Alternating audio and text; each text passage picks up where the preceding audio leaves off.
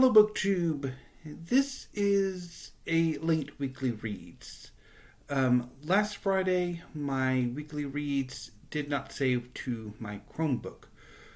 So I held off for a few more days before trying to make another weekly reads video. So this weekly reads will include manga that I read from March 22nd through to April 1st.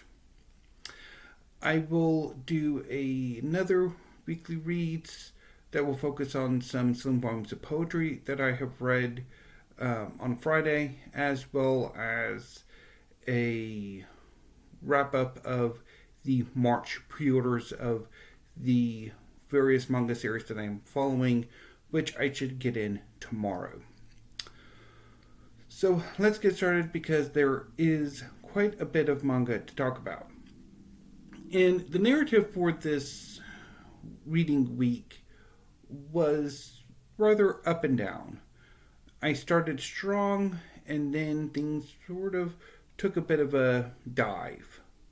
And then things perked back up a little bit at the end. So I'm going to start with Bleach by Tite Kubo. I read volumes 49 through 54 on Saturday, the 22nd of March. Bleach is one of the most popular manga series. It's about a young man named Ichigo Kurosaki who can see and interact with spirits. One day he meets a young woman named Rukia Kochiki, who is a Shinigami, a soul reaper, whose duty it is to transition newly departed souls to the Soul Society, where they will live until they are eventually reincarnated into the world of the living.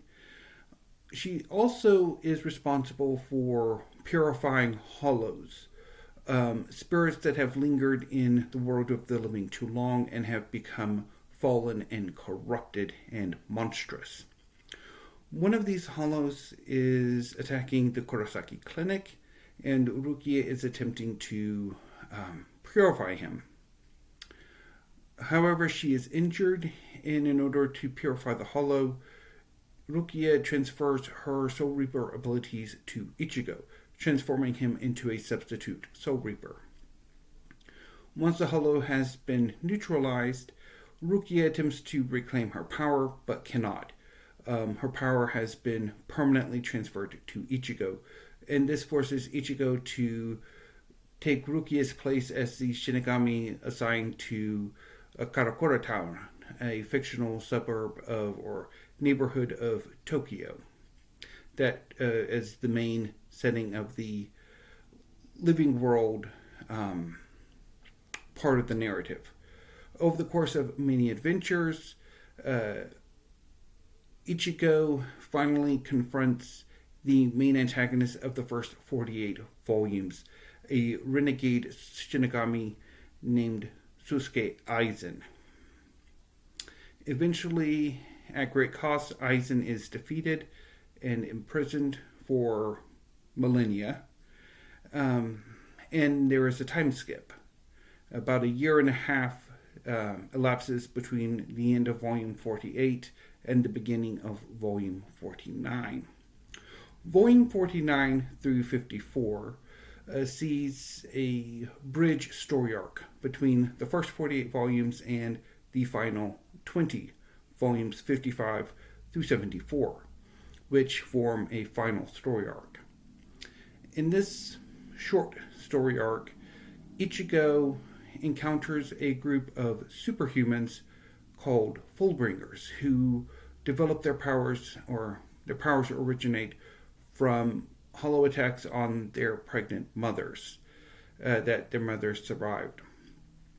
And so their powers manifest through contact with a emotionally relevant object. I am tempted to say a vital instrument.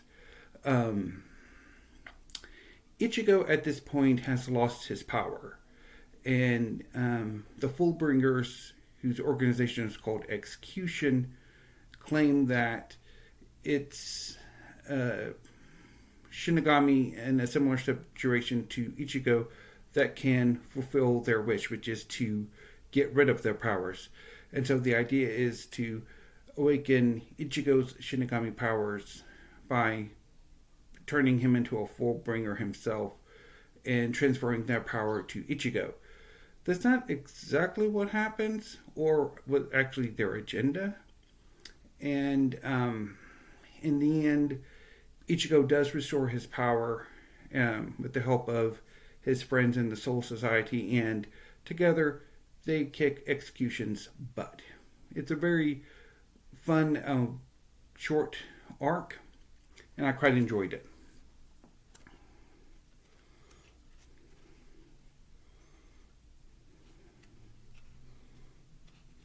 Let's look at some. Now, even though Ichigo does not have his superpowers, does not necessarily mean that he is incapable of defending himself.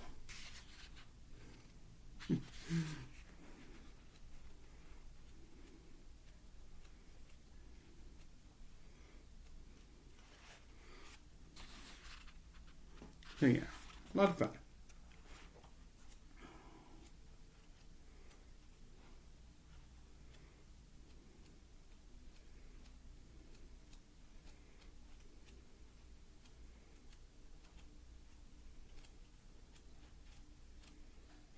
Okay, let's move you over there. So on Sunday, the 23rd, I read 7 volumes of Sakamoto Days by Yuto Suzuki, of volumes 4 through 10. Sakamoto Days is about an assassin named Taro Sakamoto, who one day met a young woman and fell in love. And so he married her, retired from the assassination business, and opened up a convenience store. Unfortunately for him, the assassination business has not abandoned him or has not forgotten him. There is a bounty placed on him, and many assassins have come to collect. Some of them are defeated and sent on their way, and some become employees of Sakamoto's convenience store, including a young psychic named Shin. There is in the world of assassinations a rebel group that seeks to upend the monopoly that an organization called the JAA has on assassinations in Japan, and many of their machinations inform the story arcs of these 7 volumes, starting with an arc in which Lu, a triad princess and also employee at Sakamoto's, is mistaken for Shin and kidnapped by this group that has taken over the lab that Shin was created in. And so Sakamoto and Shin invade this lab and defeat and fight the sort of this group that's taken it over, while an elite group of the JAA, the Order, has also infiltrated the building in order to take them out as well. Basically, in this world, all of the assassins are incredibly kooky and weird people. From there, a member of Lee's family tries to get her back, and eventually that guy becomes an employee at Sakamoto's.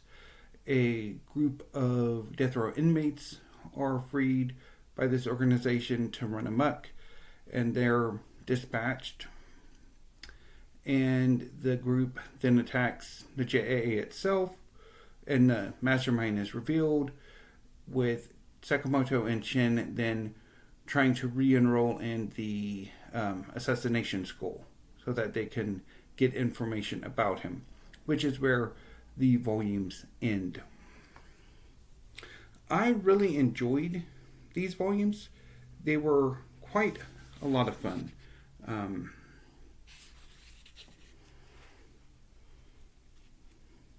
So I have the next 6 volumes, 11 to 16, that I will probably be reading sometime soon.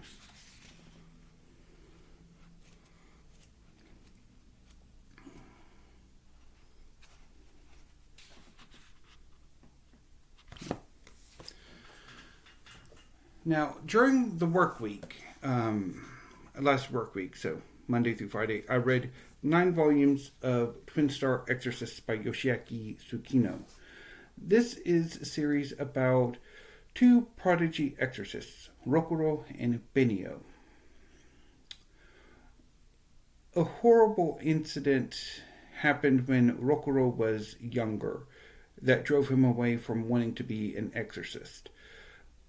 Unfortunately, even though he's like 14 when the series begins and really is in no position to have a set what he's going to do with his life if he's not an exorcist, unfortunately he can't really settle on anything, and he's not terribly encouraged to settle on anything else because of where he lives.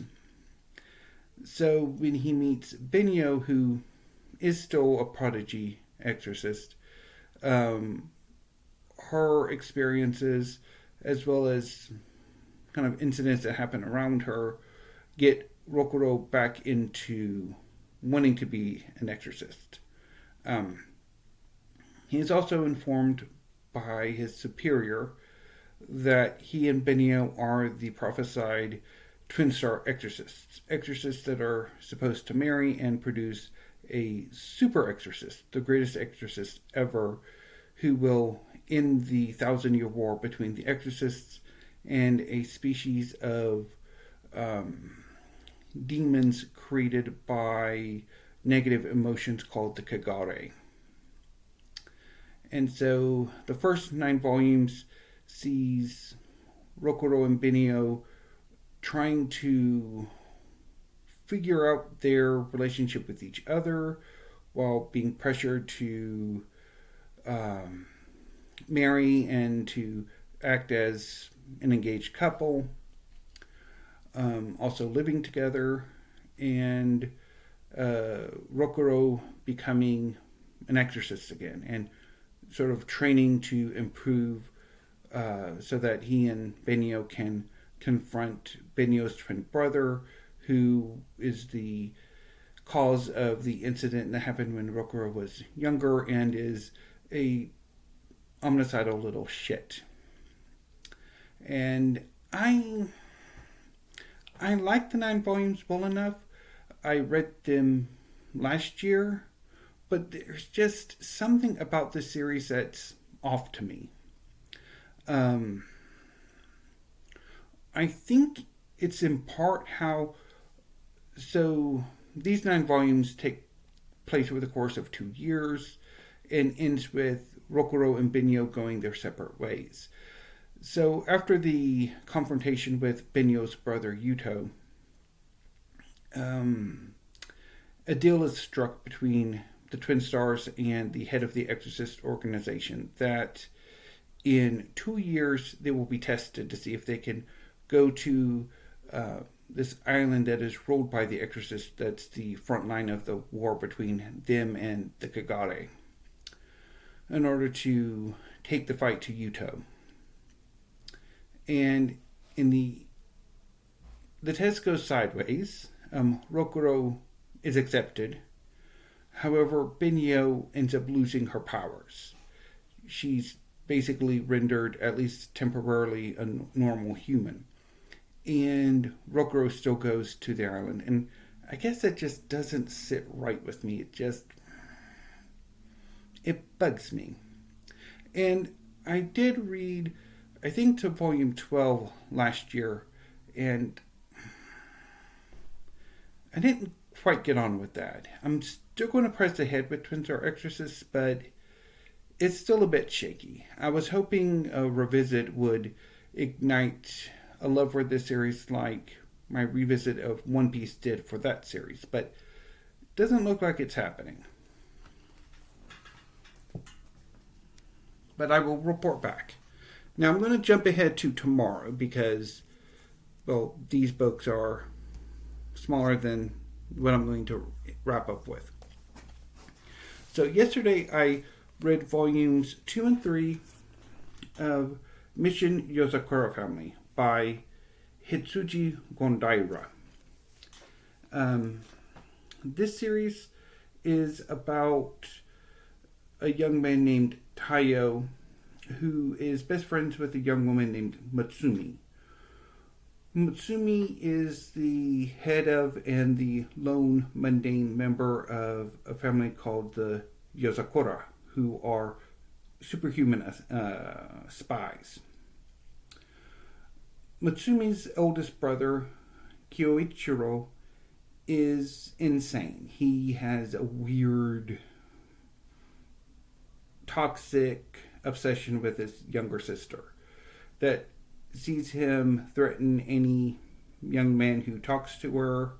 And one of these victims is going to be Taiyo. However, the rest of the family intervene and protect Taiyo from Kyoichiro, and ultimately, in order to make sure that he is perfectly safe from Kyoichiro, Taiyo and Mutsumi marry. And so he is then trained by the Yozakura to better protect her and also go on missions as well. So Volume 2 begins with Taiyo helping to rescue Mutsumi from a rival organization of spies who have kidnapped her with the intent of delivering her to a criminal toy manufacturer who's also basically think Moriarty from the updated version of Sherlock Holmes. He's a consulting criminal. And that plays into the final part of this volume and the beginning of this volume, where Taiyo is introduced to the Japanese spy agency and helps them with a case. So I rather enjoyed these two volumes. They were quite a bit of fun, but I didn't necessarily love them. And before I forget, let's look at some pictures from these two. And also Twins or Exorcists, because I forgot to.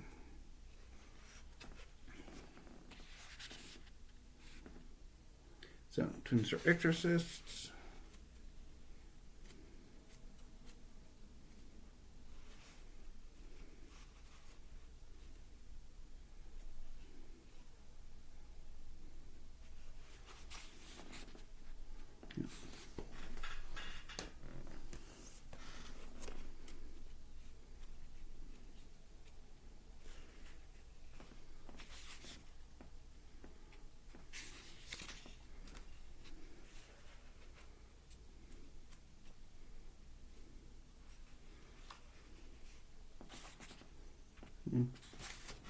Okay.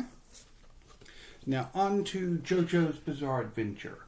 So this weekend, I read the first 4 volumes of JoJo's Bizarre Adventure Part 5, Golden Wind, by Hirohiko Araki.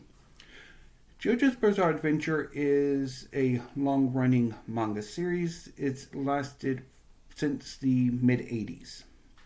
And it's composed of a number of distinct story arc parts that form their own manga series. So part 5 is about a young Japanese man living in Italy called Giorno Giovanna, who wants to join the mafia so that he can take it over and get them out of the drug trade. He is also the son of Dio Brando, the longtime arch villain of the extended JoJo's Bizarre Adventure series. The series opens with a character from the protagonist from the previous part of JoJo's Bizarre Adventure coming to Naples to look into Giorno. And things don't quite go to plan. Giorno is something of a con man at this point. And he basically screws over this young Japanese tourist a few times before they settle on. Well, Giorno, outside of being a con man and petty crook and wanting to join the mafia, he's not so bad. And he does have good motives. He's not necessarily super like his evil father. So Giorno wishes to join the mafia, and he convinces a young, I guess, crew captain is how it would be, to introduce him to the higher echelons. And so he goes to talk to this monstrous capo who has a stand ability. So in the extended JoJo's Bizarre Adventure series, there are superpowers called stands, which can, I think, sometimes naturally develop and sometimes are artificially induced. And so part of what this capo does is he uses his stand to grant stand abilities to others. And then they are then introduced into the Passione Crime Syndicate, which is the mafia organization that Giorno wants to join and take over. And so he does, and he joins this young man who he kind of had a confrontation with earlier in the series, this group, and they go on a number of missions as they rise through the ranks of the mafia. The main story arc is, or the main point of the story is, the group protecting the boss's daughter. So, I have to say, I did not enjoy these 4 volumes. They didn't connect to me quite in the way that I had hoped they would. And I think maybe part of it is I didn't really connect to Giorno. He's pretty much a douche. Even if he does have good intentions, he's not entirely all that likable.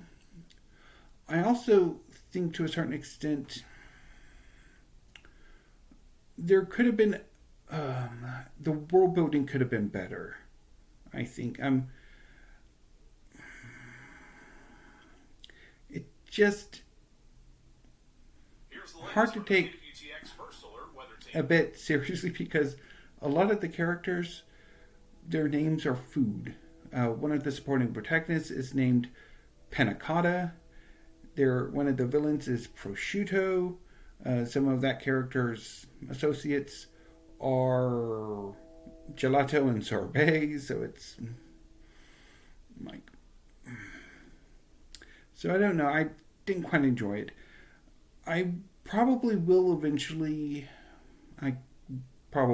end up picking up the rest of the series and then trying to see if I can have a second go with it and see if that will work things out. But anyway.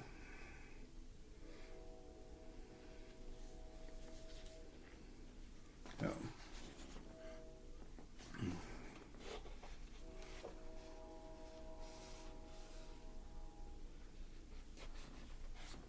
Yeah. Now, things picked up a bit on Monday. Yeah, it would have been Monday. When I read the final volume of the sixth part of JoJo's Bizarre Adventure, Stone Ocean. So this series is about Jolene Kujo, who is the estranged daughter of Jotaro Kujo, who is a long-running and protagonist of JoJo's Bizarre Adventure. I think he's the lead protagonist of Part 3. I think he's the supporting protagonist of Part 4. He's involved in Part 5, at least initially, and he is a supporting protagonist in Part 6. And then I think with the reboot that starts in the 7th part, he comes back as a lead protagonist in the 2nd or the 8th or 9th part. I think that's how it's going to work. So anyway, so in Stone Ocean, Jolene Cujo is framed for a crime she did not commit and is imprisoned in a gender-neutral prison called Green Dolphin Street. She's set up and imprisoned because of the machinations of Dio Brando's acolytes, one of whom wishes to lure in Jotaro so he can steal his memory and his stand ability. At this point, Jolene herself develops her own stand ability to transform herself into string.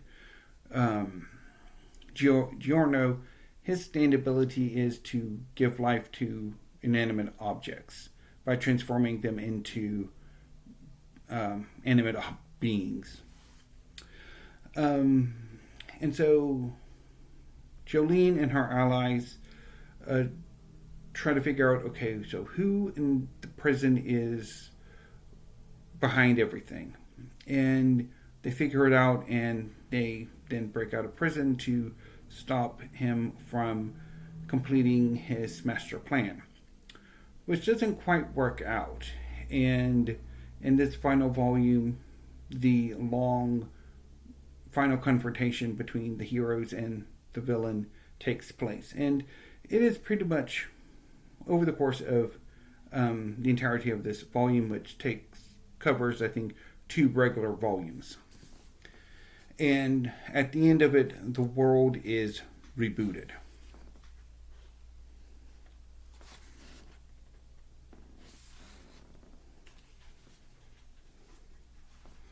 Oh, that was a really good one.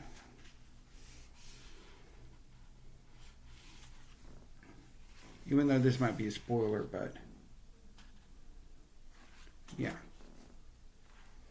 So I had quite a bit of fun with this volume. Although, thinking about it, I don't think I am as enamored of JoJo's Bizarre Adventures. I like it well enough, but it's not one of my favorites, I don't think. So, that concludes my extended weekly reads over the last 2 weekends and the middle work week, as well as a few days of this work week. I will be back tomorrow with probably a manga haul, because they should come in. And then on Friday, I will do... Well, I may also do the poetry thing tomorrow, because I've been reading some poetry, so there'll be about 3 poetry volumes, maybe 4, that I'll talk about. And then on Friday, do the March new releases or something. I'll figure it out. Anyway, hopefully this video will be saved and I can upload it. So until I see you next time, BookTube, thank you, have a great afternoon, and stay safe.